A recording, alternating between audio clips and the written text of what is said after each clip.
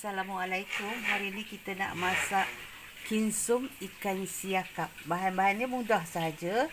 Ada serai, bawang, kunyit, lengkuas, cili api dan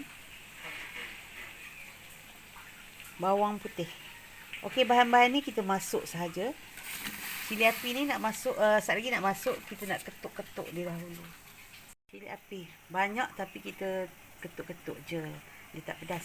Bismillah. Okey, air limau. Asam keping. Garam. Masukkan ikan.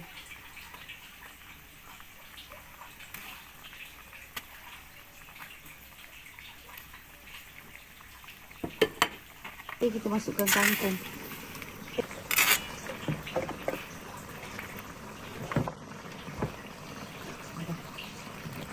Masukkan kangkung.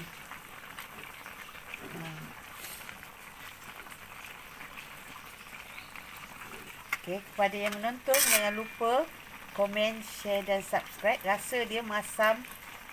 Lepas tu sedap dia. Kita boleh angkat. Kangkung ni tak payah lecur-lecur sangatlah. Dia keruk-keruk tu lagi best.